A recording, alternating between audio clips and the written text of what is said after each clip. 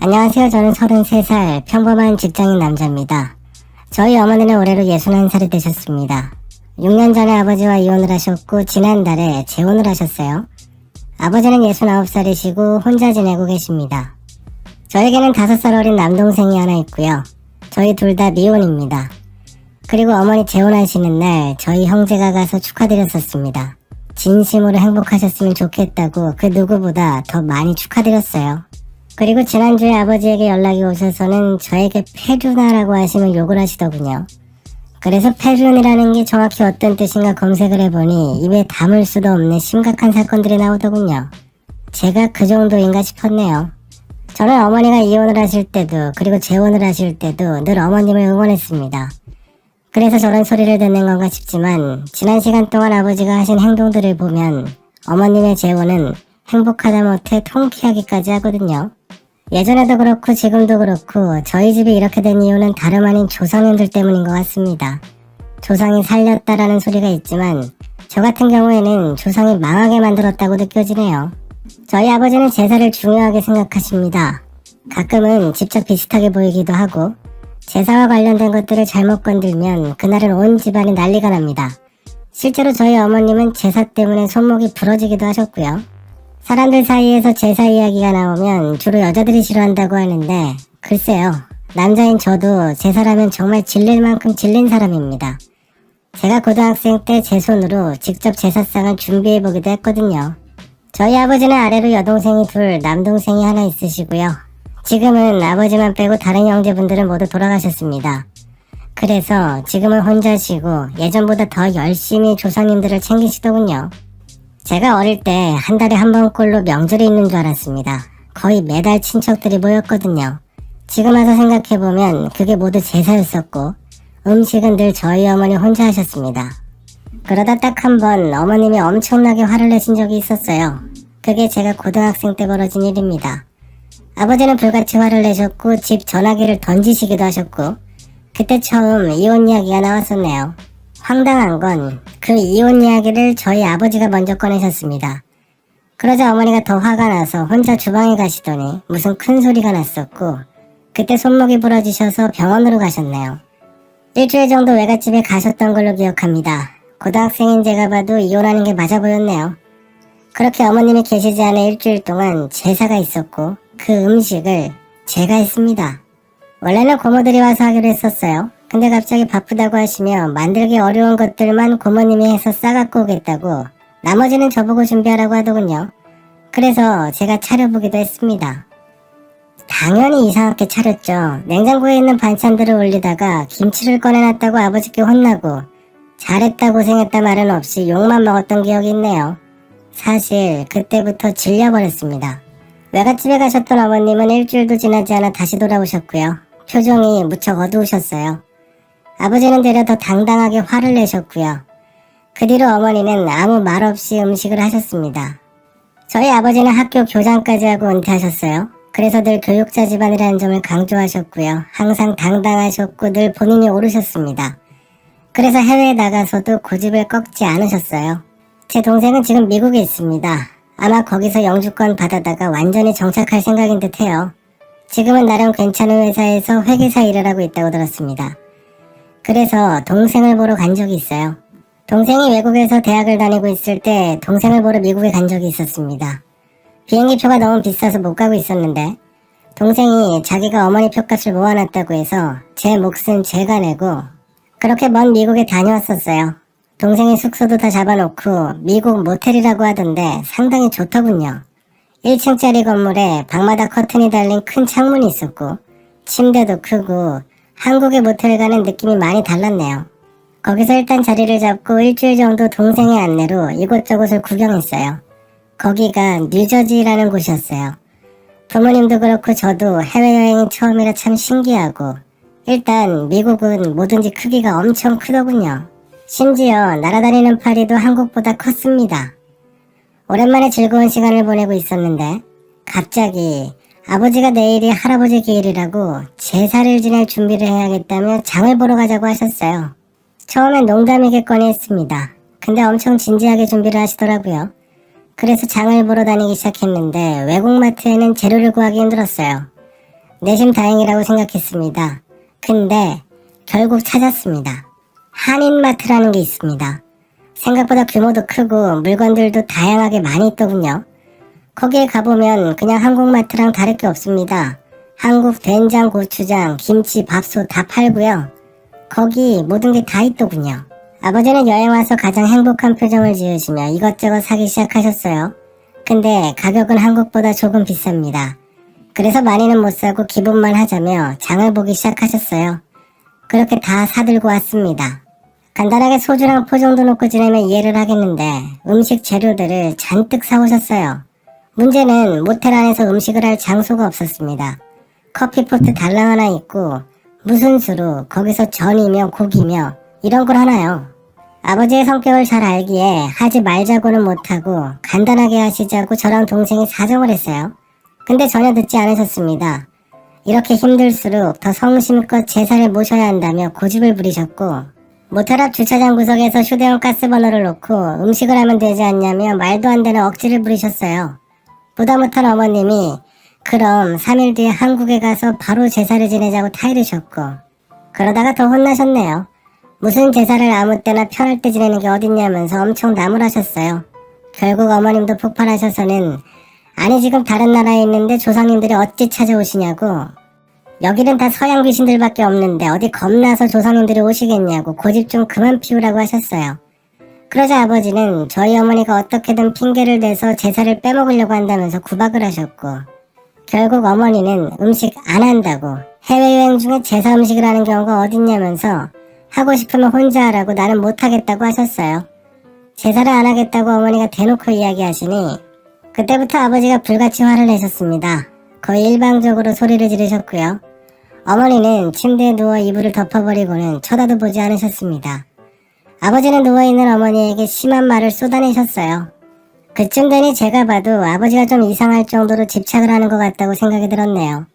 그렇게 한참을 퍼부으시더니 가스버너를 들고 혼자 주차장으로 나가셔서 음식을 하려고 하셨어요. 그러다 모텔 관리인이 아버지를 보고는 막 소리를 질렀는데 동생이 가서 사과하는 것 같았고요. 아버지는 밖에서 하는 게 뭐가 문제냐고 그 관리인에게 그것도 한국말로 계속 소리를 지르셨네요. 결국 제 동생이 자기 숙소에 가서 음식을 해갖고 왔어요. 동그랑땡하고 고기를 구워서 왔습니다.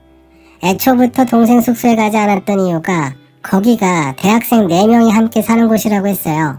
중간에 주방이 있고 방이 4개 있어서 각자 그 방에서 지내고 주방만 공동으로 쓰는데 그것도 그들만의 룰이 있다고 했습니다.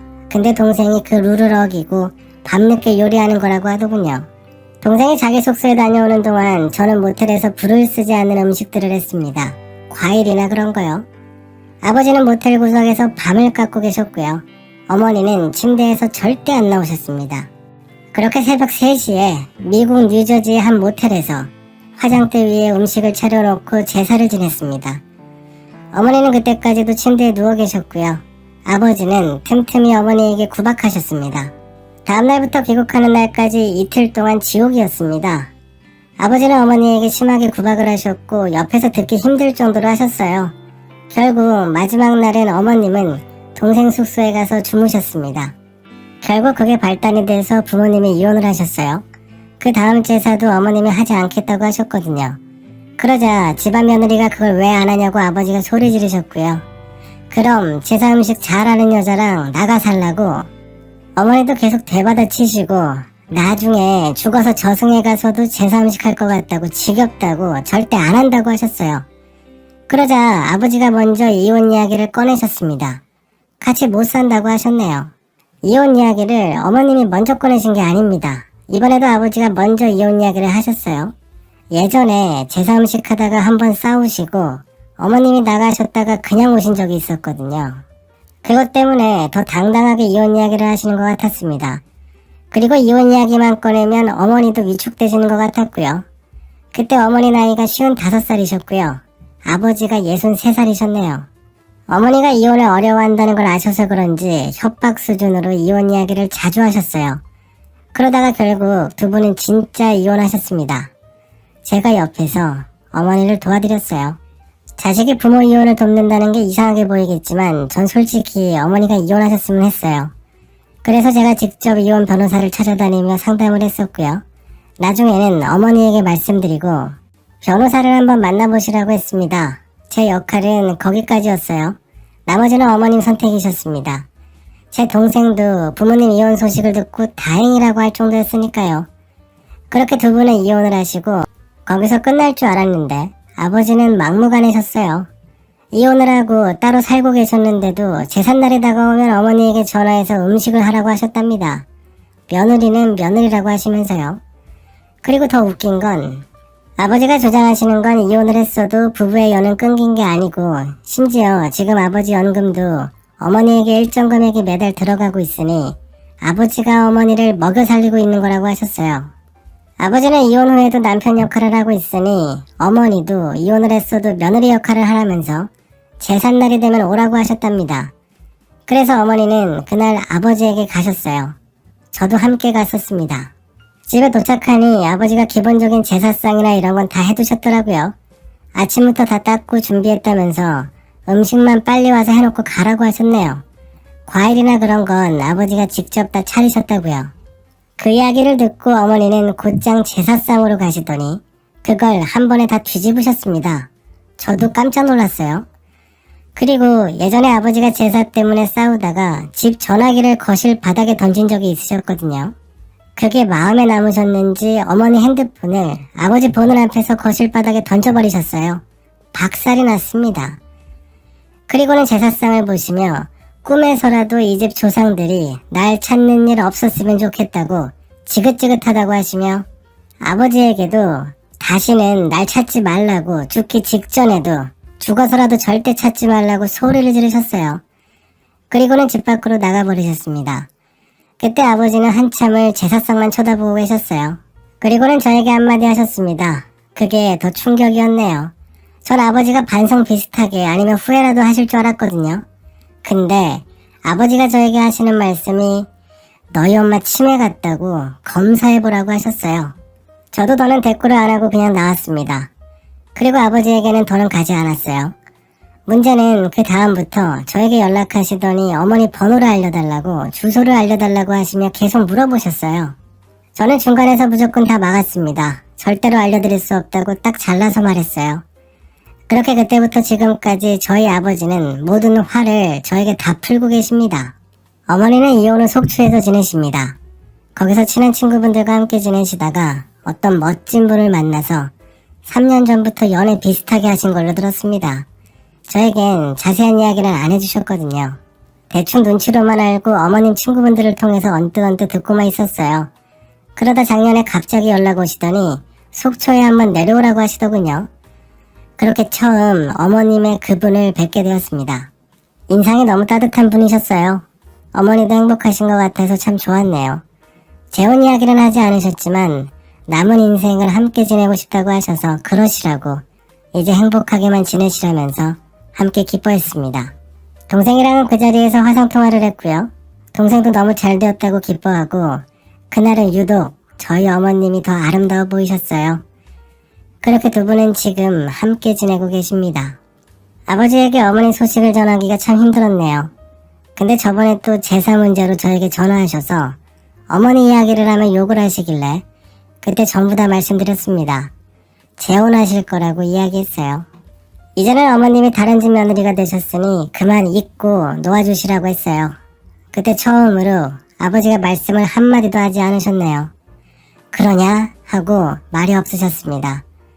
그런데 그 다음날 아버지가 문자하셔서 그럼 제사 음식은 이제 누가 하냐 하시길래 제가 그 제사를 이어받을 일은 절대 없다고 아주 단호하게 말씀드렸어요. 동생도 미국에서 제사를 지낼 상황도 아니고 이제 그만하시라고 했습니다.